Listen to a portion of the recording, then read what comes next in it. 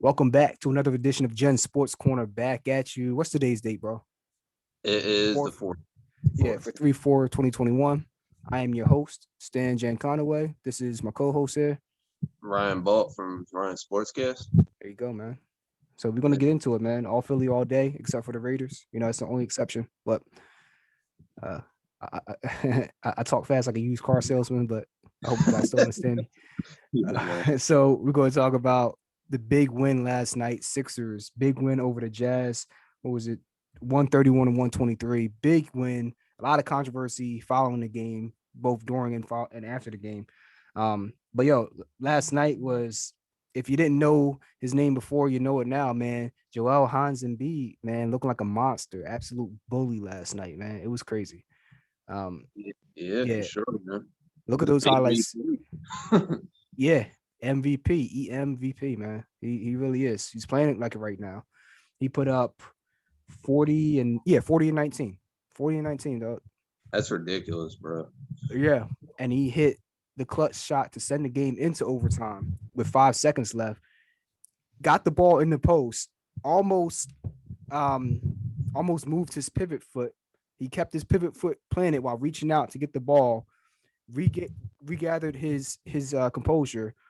Um so turned around, dribbled, saw the shot clock was getting saw the game clock was getting a little low.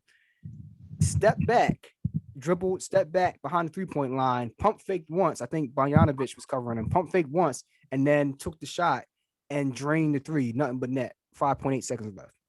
Just Yeah. amazing. Like it's. Yeah. And then Michael Brogdon missed the layup, so went to OT. And then in OT, Tobias Harris, they passed it to him once, put a bucket in. Came back down the floor in the next possession, passed it to him again. Uh, Faked the shit out of Bojanovic and took it right to the rack. Might be hot. Gave it to him again, put the ball in the net one more time. He took over in that OT, man. Tobias Harris, 22 points, 9 for 18 shooting. He looked, man, it's crazy. Embiid took over the game, the whole game, right? He got him to overtime. And then in OT, Embiid still on fire, but Tobias Harris just kicked it up. Just looked like one of the best players on the court besides Embiid. I mean, Tobias Harris, he just could not be stopped. Like whoever was covering him was either too slow to keep up with him, you make a quick move, or they were too little. He backed somebody down, just like abused them. I'm like, yo, this is exactly what we hoped for when we got him from the Clippers, and he's playing like it. Um, but look, Embiid was 14 for 27 shooting, 2 for 5 from 3-point range. So that's 40% clip. For your center to be able to do that, it's amazing. Yeah, it's impressive, bro. Like but my question is, do you think they win without Tobias Harris? I don't know. I don't think so. I don't think they do, man. I don't think so. He's good to have back, man, after that little injury he had. Yeah, that was great news. You never want to see knee injuries that can either be a 3-day thing or it could be a 2-year thing, Yeah, for sure, man. It's big to have him back.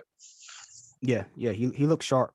Donovan Mitchell played well. I mean, Ben played some really good defense on him. He still put up his points. I think he put up 39. What did he put up? Donovan Mitchell was 33 points, 8 rebounds, 6 assists on 12 for 34 shooting. It's not good. It's less than 50% from the field. I mean, that's almost like 33% from the field. That's not good shooting. Not at all. Yeah, he scored off of volume, like just chucking up shots. Yeah. So that tells you something. Ben actually did a good job on him. And he got his, but he missed a lot of shots. I'll just put it like that. Yeah, he was efficient, man. I mean, as far as Ben Simmons go, his defense the past like a couple weeks, 3 weeks, whatever it has been. He's been on point, dude. Like he's making his case for defensive player of the year. Like he's just been on fire, and just like this is where it's in my head all the time. Please get a jumper. That's all I want. We'll never But know. I think it's a matter of time. I mean, I think he has a jumper. It's just, you know, take the I shot. exactly, exactly. Um, do you did you see the play where Embiid backed down Gobert in the paint? That I did not say no. Yeah, go check it out. Now, this is not the first time nor the last time it will happen to Rudy Gobert, but in general, people don't like going to the paint on Gobert because he's going to send your shot into the upper deck, right? Right. He just swat stuff. But Embiid backed him down, and he didn't really like throw a strong elbow, but he gave him a little bit of muscle, and Gobert just fell to the hardwood, man. He just Mm-hmm. he made him look small. He's like, you're too like he's like, okay, crunch time. I need these 2 points. Look, you're a great defensive player in the paint, but look, I'm Embiid, little Mm-hmm. boy move. Like he's sat his ass down. Yeah, Like that's Embiid for you, man. And doing Embiid things. He's MVP, bro. yeah. And then not long before that, he was, I don't know, about 19 feet out from the basket, got the ball, might have been a pass from Steph Curry, whatever. And he just the respect he has to get, he pump faked, got Gobert off his feet, and then drove right past him and slammed it. So it's just like he hits that little 17-foot jumper with such frequency. You know, he pumps fakes, looks down, pump fake, and then he'll hit that like 3 or 4 times, and then you have to respect that. So then when he pumps fake and you pump fakes and you get off your feet, now he's driving past you, and nobody wants to take on a runaway freight train at that point. Right. Oh no, man. And He, then even if you don't go for the fake, he'll just turn around, back you down, and just like send your ass to the floor and dunk it on you anyway. yeah. And then That's if you get scared of him going to the post and you give him some space, he'll sit up at the 3 point line. He hit a 3 pointer in the fourth quarter in crunch time to tie the game back up. And it's just like you're set. The guy at 7'2", 250, 270 should not be able to bully people in the paint and then hit threes like he's a little man. yeah, man. I mean, what's his percentage at three this year compared to last year? I wonder. Ooh, last year was like 33 or 31%, something like that. And this year he's at sitting at like 40. That's He's insane, bro. insane. And that's a center. Yeah. Like, Yeah. that's wild, bro. I know, man. Um, He's definitely. I'm telling you, if he does not win MVP, I'm so mad. Now I think I texted you yesterday that I believe that we're watching Embiid ascend into what To was for the Eagles, into I that agree. territory. Yeah, I agree. What you think about that? I definitely agree, man, because just some of the plays he has made for the past just all year, man. He's turned to a player that doesn't get gassed anymore, that has increased his 3-point percentage. It just hits, jumpers, 15 footers, just everything, just like posting down on people, just knocking people down. I mean, you can't like teach that, but that's nothing but hard work, bro. And then he disciplines himself to stay healthy. Like that's just on like for him to do the things he's doing this year. It's just remarkable, and it's that definitely makes a point to where it's a To thing because he's that good this year. Yeah, yeah. He just does think. I can point out at least 10 to 15 times this year where I've seen him do a move that is reminiscent of something I've seen Iverson do or Kobe do. I think a couple games ago, he got the ball close to the post and like Mhm. faked the drive to the left and then spun around and hit a fadeaway in somebody's face. I'm just like, that's something that you see like Kobe or Paul Pierce do. Like you I don't know, see man. guys do that, man. His Yeah, size yeah. ever. Like I've never seen Nah, that. I haven't either, man. He's in his own zone right now. Like I've seen like Elijah with the footwork, you know, be able Hmm. to get to the basket at will and have a jumper. But I've never seen Elijah or any of these other big men be able to hit like spinning fadeaways, like high degrees, like I said, like I've seen like Iverson hit those shots, like not somebody that's like a foot taller than him and has like 100 pounds on him. Yeah, It's crazy to me. it's insane, bro. You know, it's that tall, and you're out there looking like almost like Iverson making the jumpers like that. It's or Kobe, like you say, even LeBron, Yeah. like makes shots like that. Like that's impressive. Oh, did you see the James Harden step back that he hit a couple games ago? Nah, I didn't. Yo, he he was he was dribbling. I forgot who was on. He was dribbling, and then like he put the ball on the floor and then stepped back just like James Harden behind the 3-point line. It might have been 3, and just like shot that shit so smooth. It was just butter. I was just like, that's what James Harden does, man. That's Big wild, bro. dudes don't even like, even when they're dreaming and they're dreaming that they're hitting fadeaway jump shots and doing backflips while hitting layups. They don't even like dream themselves doing that in their dreams, let alone reality. And he's Yeah, doing bro. that on a, not just doing that, he's doing that like every other night. I know, man. It's I'm like, what? consistent, and you just don't see that. And you know that's Nah. why he's the best center in the league right now, man. Yeah. He's like you said, you look at the comment sections on these highlight videos and you see randoms on there, not the Sixers fans, like they're randoms saying like this guy is the clear cut MVP. Like, Yeah, you and I know, called this shit, bro. you did, man. You Yeah, did, dog. right before the season started, I said I think Joel's winning MVP, bro. Yeah.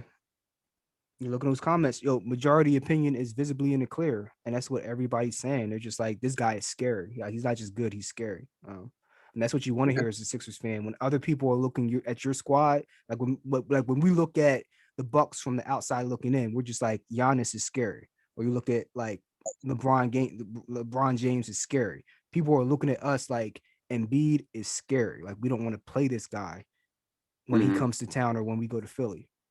Yeah. I mean, if I'm an NBA player in the team, I'm thinking, oh gosh, we're going to Philly. Yeah, We got David Embiid. Nah, bro. Let me take the plane back. Nah, but yeah, seriously, you already know you have your hands full when you're going against Embiid.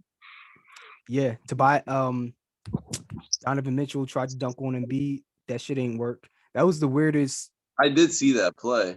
He tried to dunk on him, but it did end up going in somehow.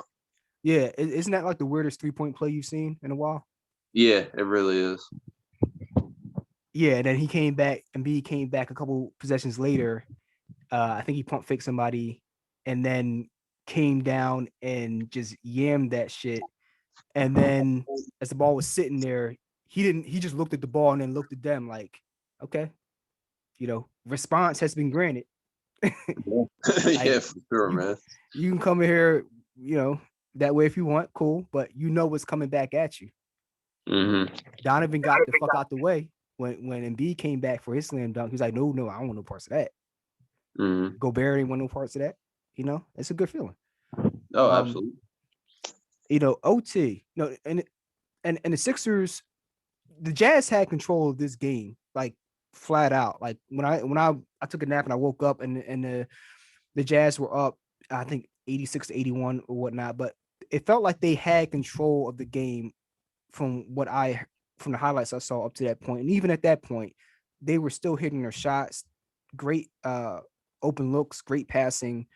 And the Mm-hmm. Sixers clawed their way, just dogged determination and just pestering, just poking them, just pestering them, and got themselves back into that game, would not go away. Mm-hmm.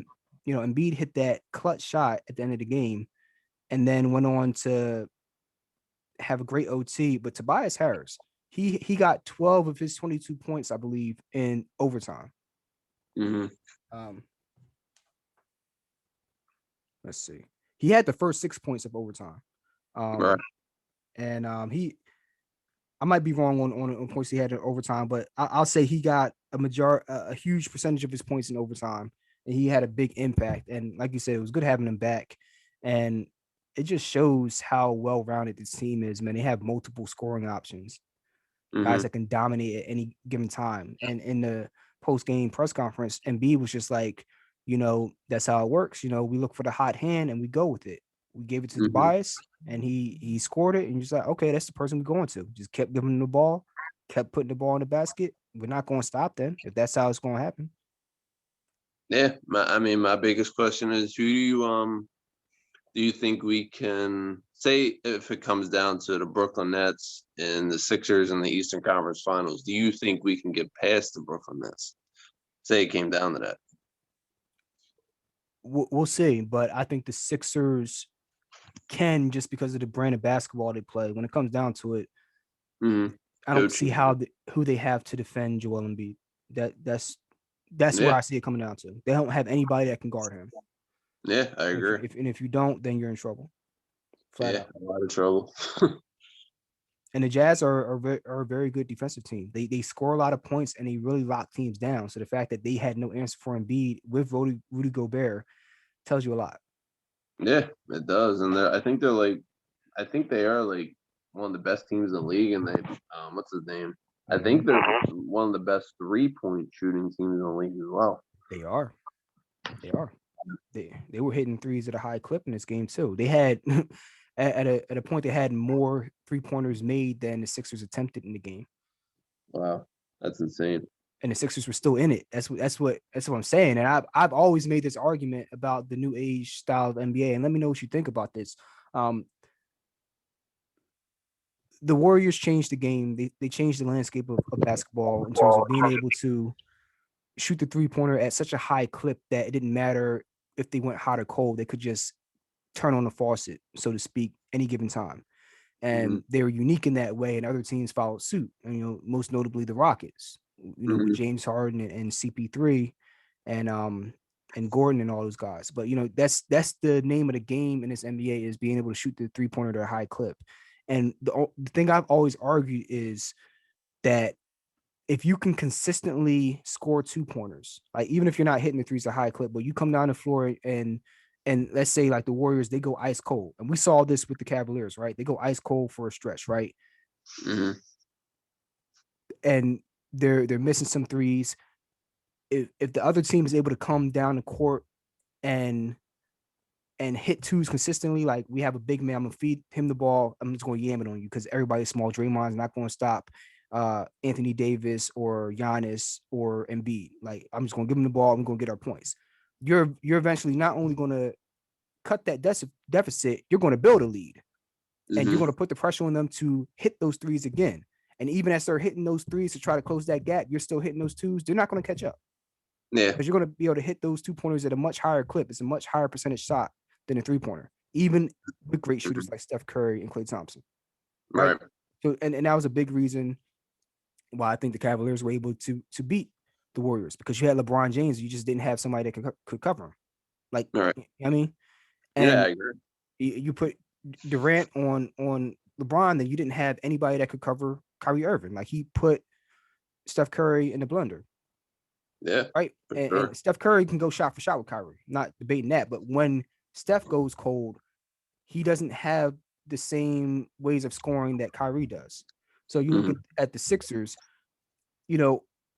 when the Nets go cold, how are they going to stop Embiid and keep the lead from getting out of hand? Because even though the Sixers are spotty from 3-point range, they are consistent with scoring. Like when they like, we're not hitting threes. All right, you know what time it is. You're gonna get the ball to Embiid or Tobias, and we're gonna play bully ball. Get y'all the fuck up out of here. Right. Yeah. Yeah. So what do you think in terms of Sixers Nets Eastern Conference Final? That was my thoughts. What are your thoughts? I like their chances. I mean, just simply the fact that, like you said, when you got a player like Joel Embiid, and then you got a player like Ben Simmons playing phenomenal defense. I mean, that we have Tobias Harris playing lights out. You got some shooters and Danny Green. I mean, even at time Korkmaz and lights out shooting the 3 ball. That one night, I think I texted you, say Korkmaz been lights out, bro. Yeah. Like, when you got players like that and you got good bench, I mean, I like their chances. I mean, yeah, they got James Harden, they got Kyrie Irving, they got the big star power, but how many actual players do they have the star power that we have on the bench? You know what I'm saying? Like, that's hard to come through. And then you got Joel Embiid, who's a center. I mean, let's be honest, do the Nets have a center like Joel Embiid? No.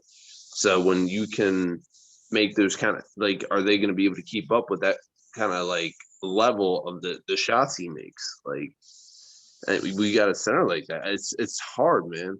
And And not then only do you have that, you have Dwight Howard as your backup center.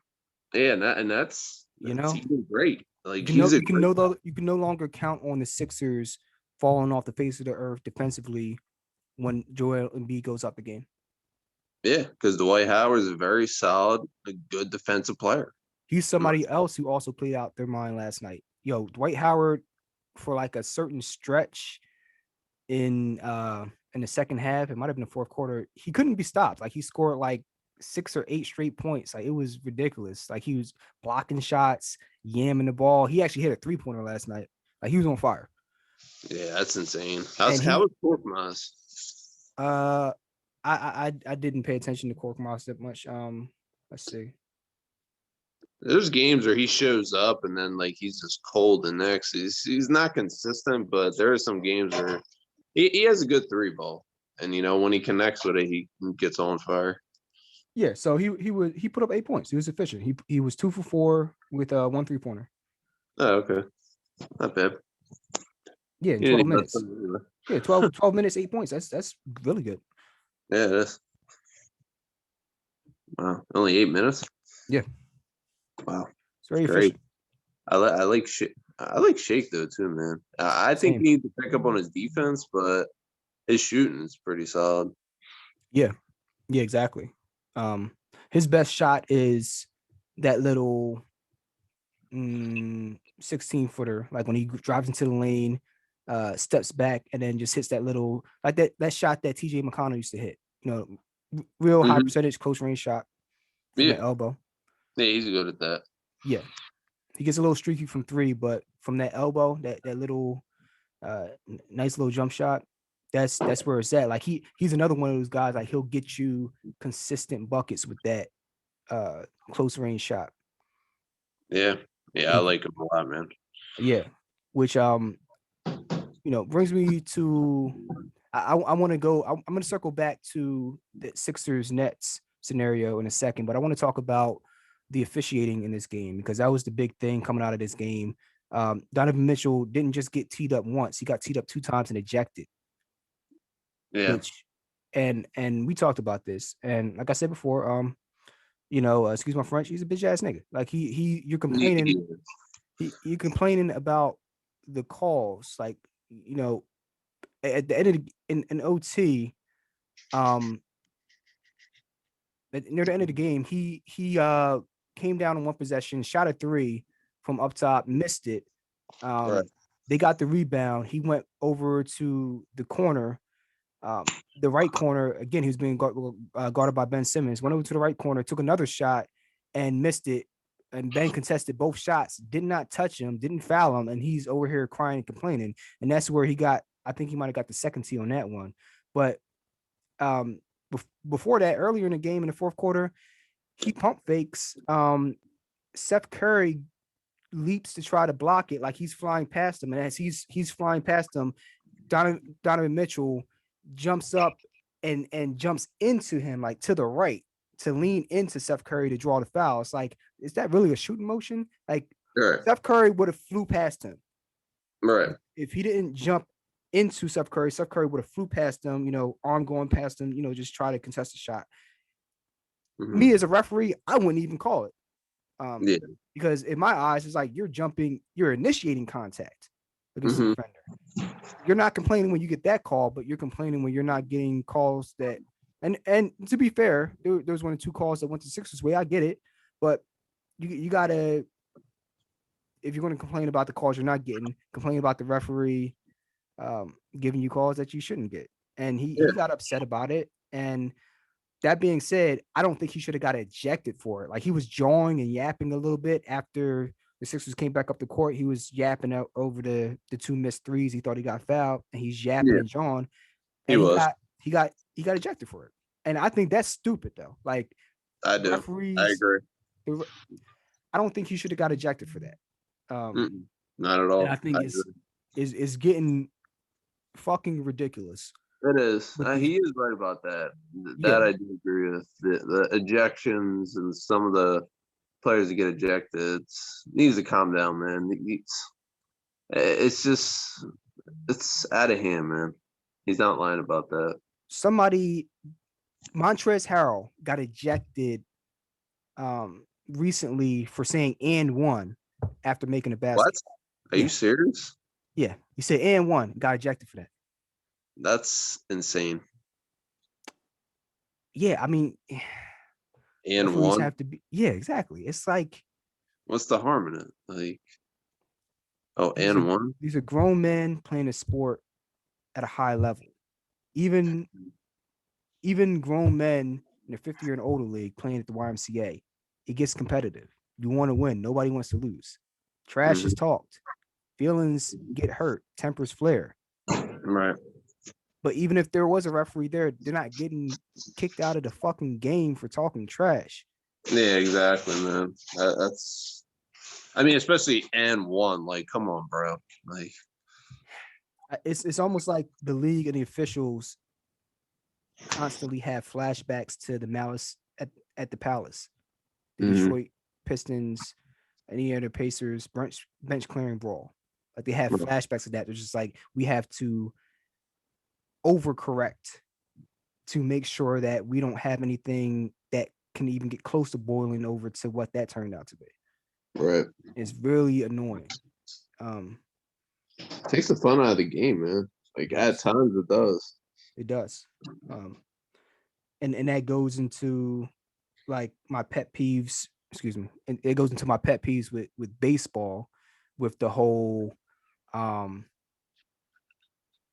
you know, somebody getting shown up on a home run and then somebody tries to beam the next batter, you know, Mm-hmm. and you know, the next inning comes up and then somebody throws a little bit too close, like, you know, trying to brush somebody back and then they get kicked out of the game. It's like, Yeah. point being is the league and the referees are pussifying the league. Yeah. Um, Without question. do you want to treat people with kid gloves and eject people when they hurt your feelings? Like referees, you're grown men. Somebody says you fucking suck. Do you have glasses? Are you blind? It's Yeah. it's part of the game. Um, at a certain point, you could tease somebody up if they're saying something derogatory, you know, really bad. But like people chirping, like that happens in football, hockey, all the time. Like, why are we giving out technicals for that, man?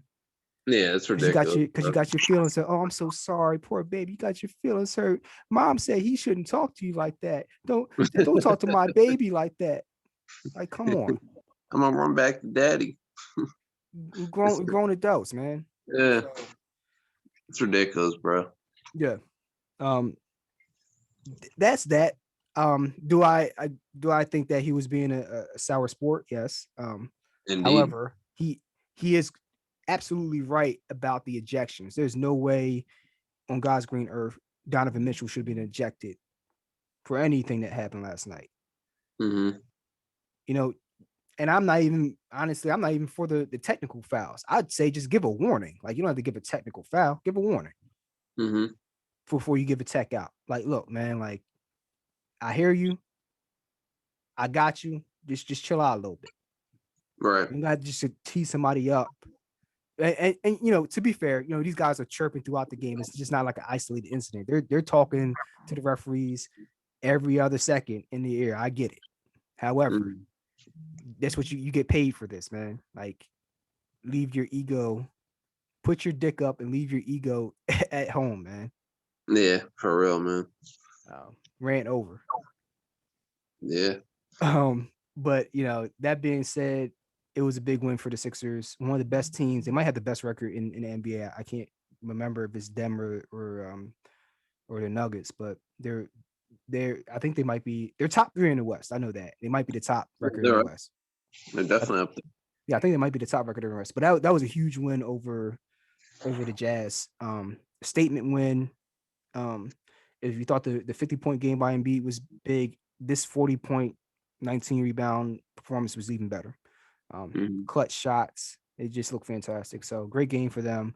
But circling back to the net scenario, what do you think? Do you think anything's going to happen at the trade deadline with all the rumors flying around?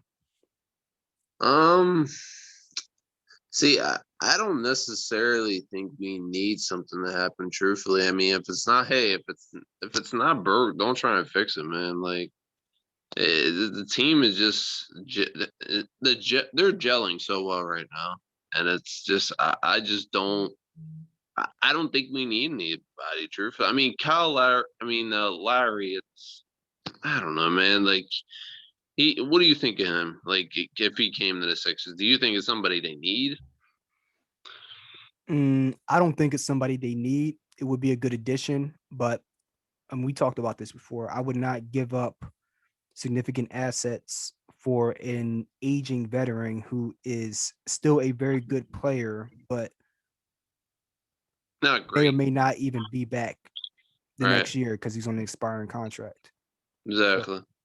um, if anything, um, two scenarios. I want to get your thoughts on it. One being the Sixers somehow, some way come to an agreement that benefits both sides for the Bulls and the Sixers, where they That'd trade be away Maxi, a first round pick in this year's draft, a second round swap, and then Danny Green for Zach LaVine.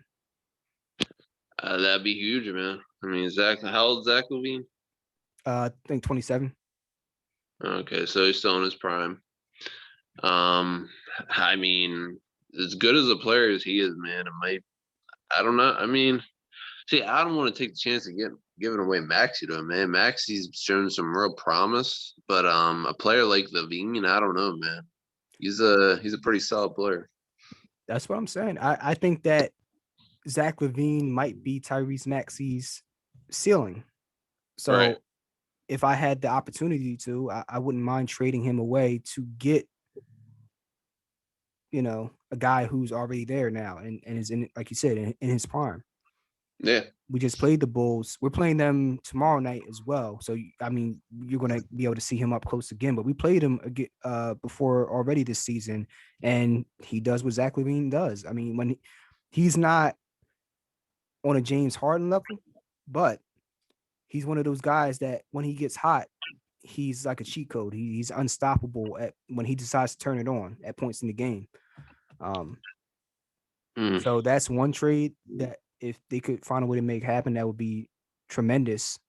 And I'm throwing out these scenarios as hypotheticals with reference to the Nets. I think they can beat the Nets the way they're currently constructed, but Daryl Hmm. Morey might look at some of these trades like if I boost my chances, then I can be the clear cut front runner in the East, like even Yeah. more so than we may be already.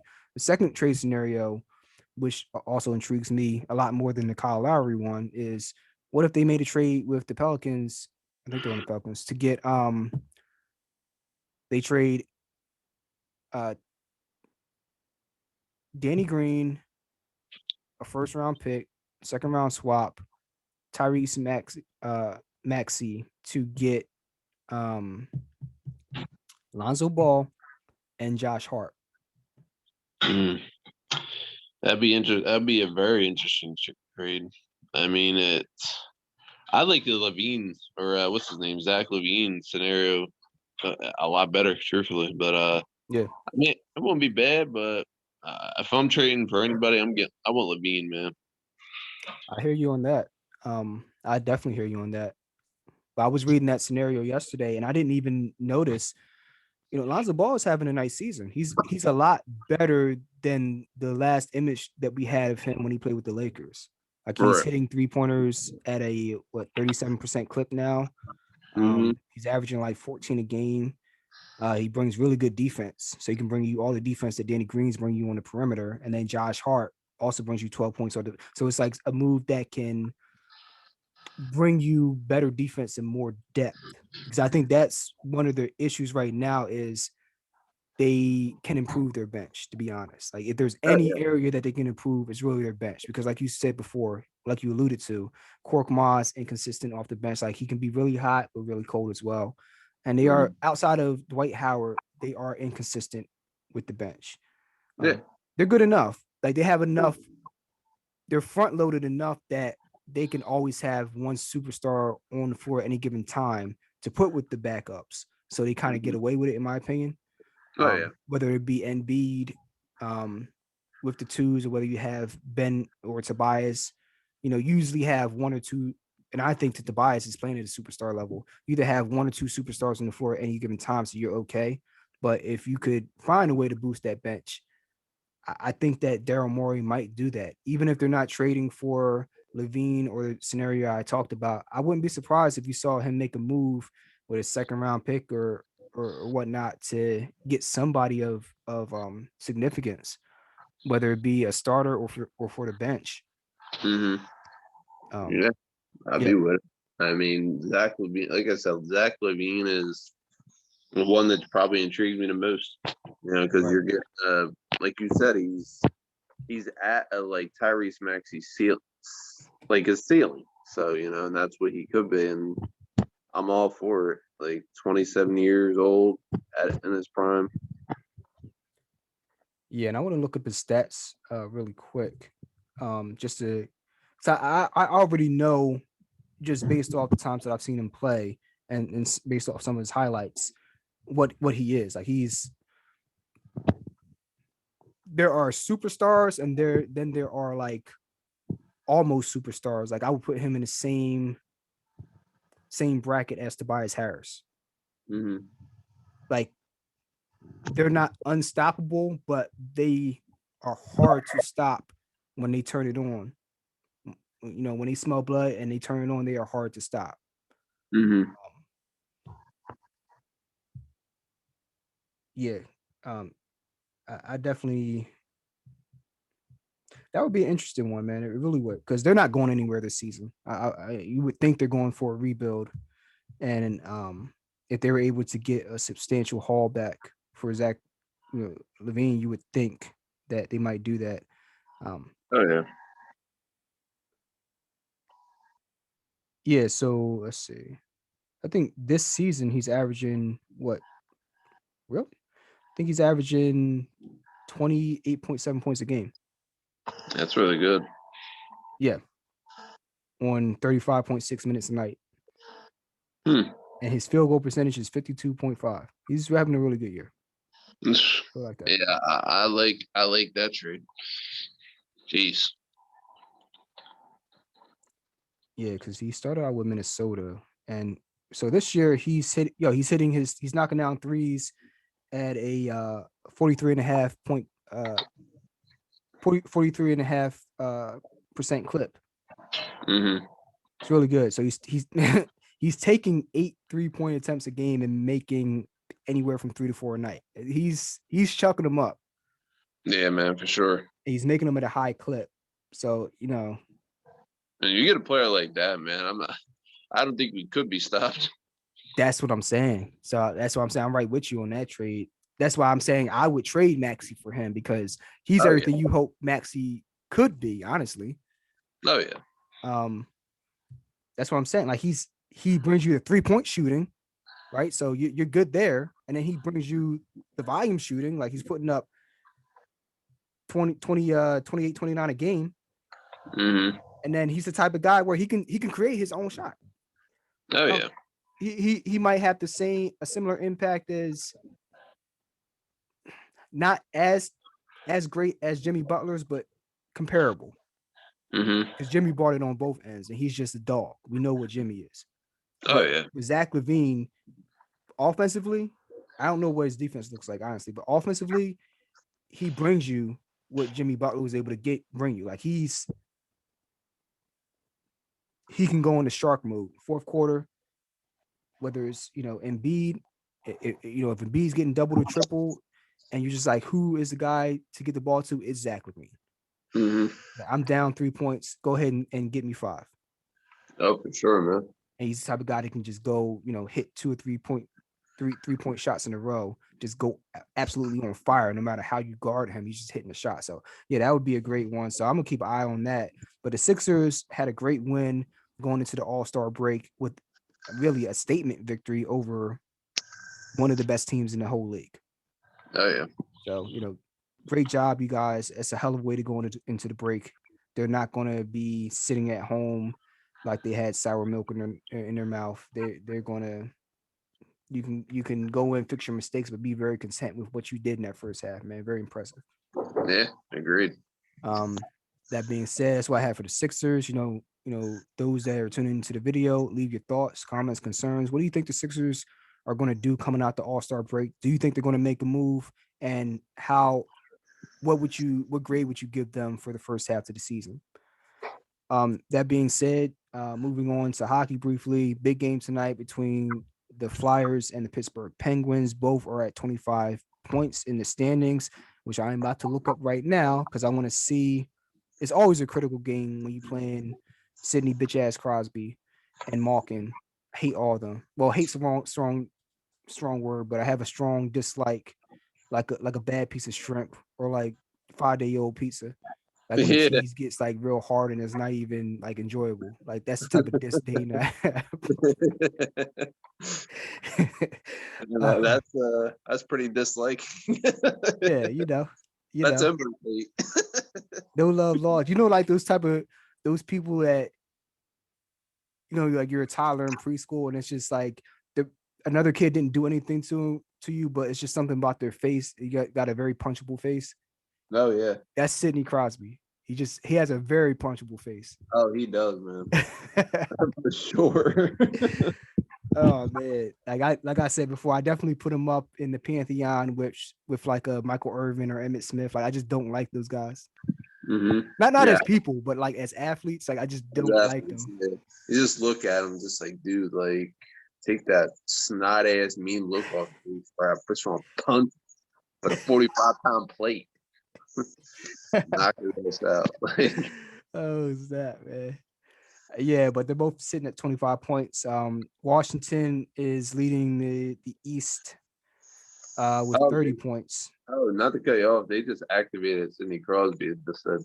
Oh, really? Yeah, they just it says Pens activate Sidney Crosby. Popped up on my screen. Very That's nice. cool. We get to see that ugly face tonight. So. It's okay though. It is what it is. It is what it is. Just don't punch your TV, bro. Yeah, I'll try not to, man. And the dislike goes even further because he's a great player. He's an all-time great player. That's what makes it fun. Like it's Oh, for sure, man. Like I hated Dion. Oh, let me stop saying hate. I strongly dislike Dion, but it was one because he was arrogant and he was a cowboy, but it was another because I was like, if you throw there, we know what's going to happen. He's going to pick the ball off, and I don't want to see his silly ass dancing into the end zone as like 5 Eagles try to chase him, which you're not going to catch him. No, he was a monster, man. It's yeah. There are a few guys like that can just change the fortunes of a franchise like he did with the 49ers and the Cowboys. It's like wherever Dion's going, that's where the ring's going. Mm-hmm. Yeah, I agree. Yeah, but Flyers are sitting at 25 points. So are the Penguins. The Blue Jays, Maple Leafs are sitting at 38 points. They're kind of like head and shoulders ahead of everybody else. But the next best team is the Lightning and the Hurricanes are sitting at 31 points. So we're really not that far away. I had to look at how many games are left. Because we played 19 games. I don't know. I think this is a shortened season. So maybe I think it might be like a 62 game season this year, if I'm correct. I might have that wrong. I think it's something like 62 games. And so they have a fair amount of games left. I mean, let's see how many games this season is, but they're only about a third or maybe maybe only a third of the way through the season, or maybe even a little farther than that. But this is a good time to try to catch up to some of those teams that are sitting about 5 points ahead of you.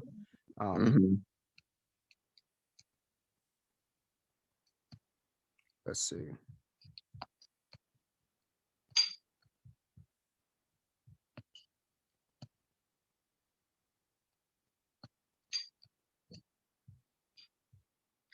It says 56. 56 games, yes. So we have 27 games left. So they are 40% of the way through the season, something like that. Yeah. This is not crunch time, but it's a good time to establish yourself up there with a higher seed Mm-hmm. in the East. Um, and like I said, not only is this a big game because of the rivalry, they have a chance to really position themselves at 27 points to be able to catch up to and bypass a majority of the teams because they're all sitting around like 30, 28, maybe one or two at 27. So they're right there. Yeah, man. You got to Um, pick up defensively, man. They really do. Are yeah, you getting concerned with Carter Hart at all? I haven't paid attention the last couple of games. Talk to me. Man, he's just been lately. He's been bad, man. Like he's been inconsistent.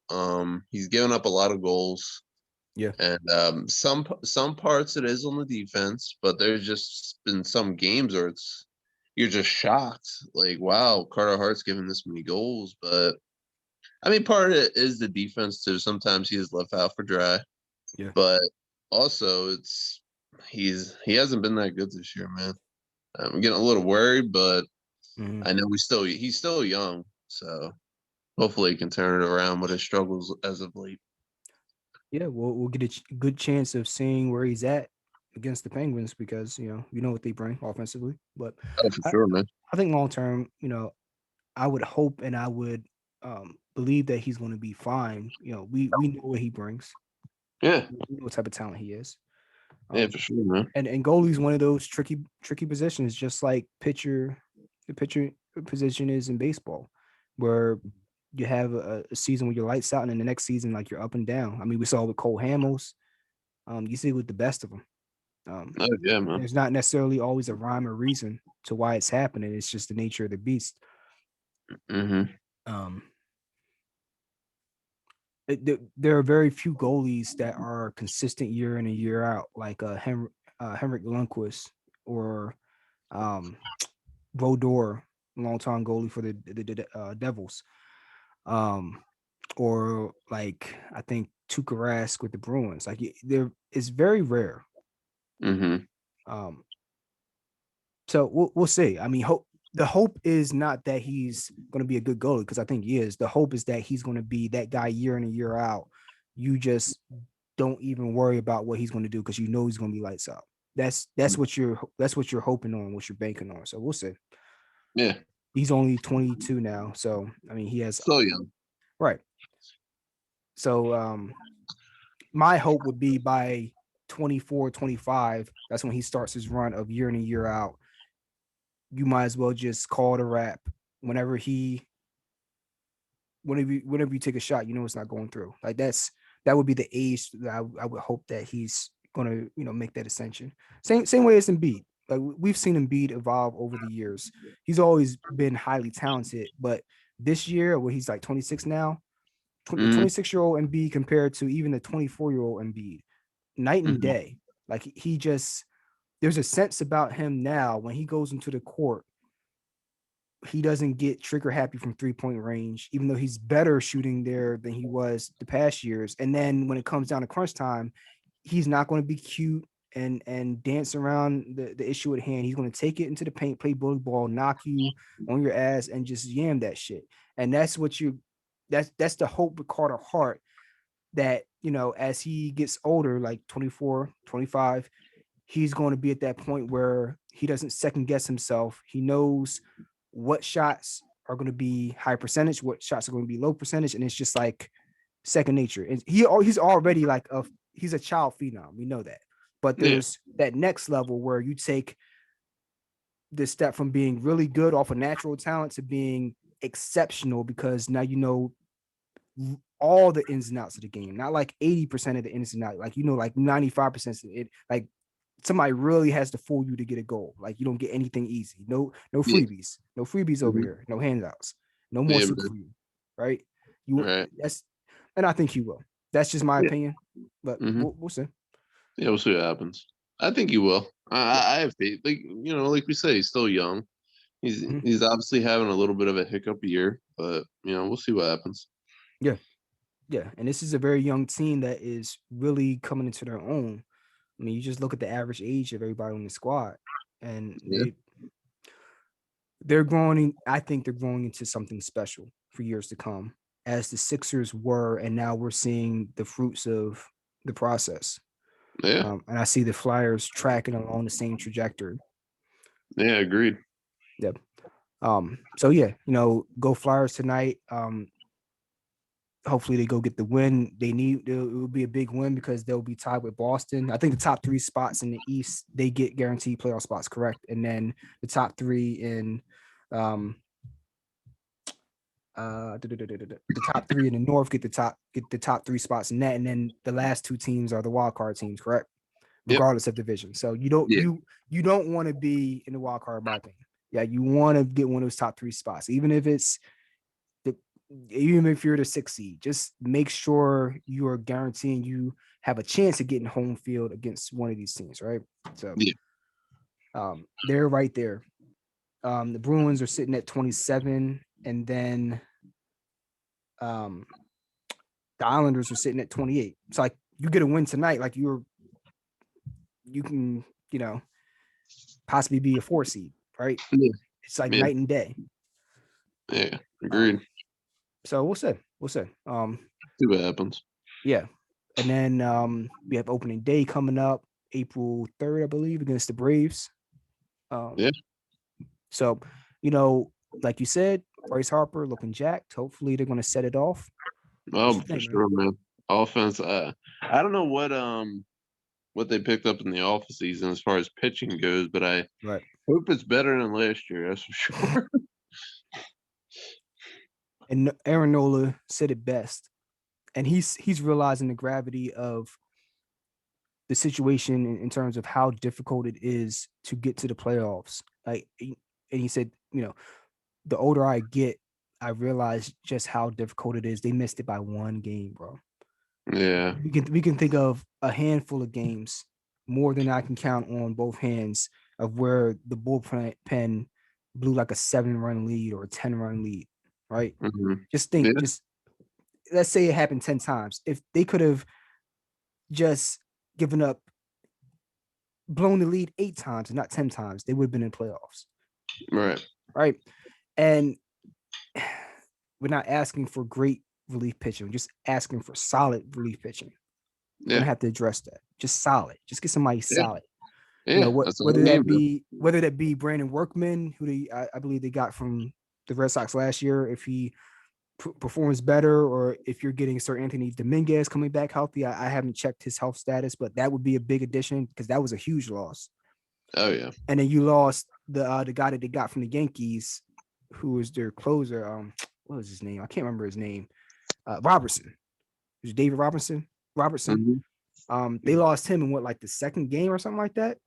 Mm-hmm. Like threw out his arm. It's just like, even if they were able to get him back, like all you could have addition from within, as opposed to even having to go out for a trade or free agency. So hopefully they're able to address that, whether that's coming from within or free agency. Like they need that.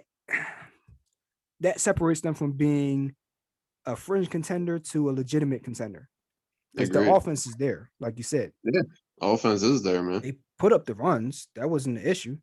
Yeah, this is the pitching. That'll lead you far when you have the pitching. Yeah, I mean, yeah, exactly. What use is it having Aaron Nola pitching like 7 innings of 1-run baseball, and then in the 8th inning you can't stop a nosebleed? Yeah. You're up 7-1, and then you blink your eyes and it's 7-5. Like, what the fuck, dog? Yeah. Yeah. So we will see. We'll talk more about that as we get closer to opening day. I'll go more in depth to the offseason moves they've made and seeing how the roster is currently constructed compared to what it was last year. Yeah. But oh yeah, so that's it for baseball. And then lastly, I won't touch on the Eagles. I'll talk more about them as we get closer to free agency. So I think we're getting close up there, because there's going to be talks about whether Derek Barnett's going to be back, because he didn't produce, and they're not going to. What are they going to pay him $10 million this year? I don't think so. So nah, he hasn't been that what we expected he would be. Right. So we'll talk more about that on the next episode. I think I'll start doing these streams maybe every Thursday night. Um, and we'll see how it goes from there. Um, Okay, I'm we'll with we'll it. we'll release the videos and we'll see what people respond to, and then we'll pick a time where we're consistently just putting out videos. But All right, um, man. we'll talk about that in the next episode. And then lastly, I want to touch on boxing because that's what my channel originally started out on, and there's no way I can leave that out. So Mhm. there's talk. There was a huge fight 2 weekends ago. Canelo Alvarez fought on Saturday against a mandatory contender, absolute tomato can. And I mean, the fight didn't really last that long. I wasn't really that hyped to see it because Mhm. the guy was But the weekend before that, there was a big fight between Oscar Valdez and Berchalt. Berchalt Mhm. was like 38-2. Had I forgot what belts he had at his weight class, but he's one of the big dogs there, man. Big, big, strong, solid dude, walk you down, get you up out of there. He's that type of fighter. And Valdez, he had a spotty performance in his last fight. Um, he did not look great, and he went in there, really showed up, showed out, and I'm telling you, go look up the highlights of that fight. It was Mhm. knockout. It's definitely knockout of the year right Mhm. now, and it might stay that way. It was that knockout was crazy. Oh boy. Yeah, Yeah, I'll have to check it out, man. yeah, check it out and then let me know when you do, because whew, it's wild. Um, he hurt Berchalt early in the fight, which was crazy. Had him really almost got him out of there early, and then to Berchalt's credit, he came back, recomposed himself, and continued walking forward like a Terminator. I mean, to his credit. Mhm. But I think it was like 10th round. Man, that knockout was crazy. It was right near. It was right near the bell too. It was All right. almost near the end of the 10th round, and it was just like one hitter quarter. Like, man, no, like one of the brutalest knockouts I've seen in a while. Wow. The Yeah, last I'm about brutal, to watch this, man. yeah. Look up Javante Davis and Leo Santa Cruz. That was near the end of last year, I believe. That was a really brutal knockout. And then compare that to the Valdez Berchalt knockout, and tell me Mhm. which one you think um was the craziest one out of the two. But this one was, whew, you'll see. Yeah, I'll check it out for sure, man. Just send me the spellings of those names, because my spelling's atrocious. But Yeah, I'll send that to you. But yeah. there's a big fight coming up next weekend, and I'm going to be talking about not this weekend, but on the 13th. So this Saturday is the 6th. So on the 13th of March, big fight coming up with um Benavidez getting back into the ring. It's a eliminator fight to be able to have rights to fight for the WBC belt at 168, I Mhm. believe. Yeah, because right now Canelo has two of the belts. Mhm. He could there is Caleb Plant has one of the belts, and then I think Canelo has two or three of them. I think he just got two of the belts recently. Not this fight, but the fight before that. He went up there to 168 and took them belts, man. So Benavidez lost his belt because he missed weight, not because he lost. So he's a phenomenal fighter. So that's going to be a big one because between Caleb Plant, Canelo, and then David Benavidez, those are the guys at 168. They have a Mhm. chance to unify all four belts. So we just saw with Teofimo Lopez in his victory over Vasil Lomachenko a couple Mhm. months ago. So that was the most recent undisputed champion. So yeah, yeah. So that's a big fight coming up next week. David Benavidez, and then there are talks of getting Tyson Fury in the ring with AJ. So that's I- that's that's the yeah. big one. Oh boy, Yeah, Tyson. that's for all the marbles, man. Um, that's the fight to see right now. Man, I'm gonna have to order that one, man. Oh, absolutely, man, absolutely. Because AJ just had a very nice victory in December. I can't remember the name of the guy he was fighting. Um, he was a rough dogged veteran, but he came in there and he boxed beautifully and got the knockout. He got the stoppage, I believe. Yeah, and I think it was 7th round. Yeah, so he came out, looked sharp. So if they was two in the ring, man, it's gonna be a banger. Yeah, yeah, Gonna be a man. banger. That's gonna be interesting. Yeah. Look So forward to that. yeah, exactly. So next week we'll talk more about boxing as well. There's some fights in the workings. I think Lomachenko just agreed. I'll have to double check it, but I think Lomachenko might be fighting uh Haney. Hmm. I think at 135. That's a big fight. That's a big Hmm. fight. So a lot of stuff to talk about there, but we'll get into it next time. That's pretty much everything I had on the list. Unless there's anything else you wanted to get into before we sign off. Nah, that's pretty much it, man. All right. Well, it's 5:45. Flyers come on at 7 o'clock. So go ahead and get something to eat and prepare for the game, bro. Oh, absolutely. I'm starving. Same, man. I'm out to go get some of this chicken, man. But Yeah. that's it for now. I'm your host, Jane Conaway. This is my co-host. Ryan Balt from Sportscast. Yeah. And we'll see you next time. Peace. Yes.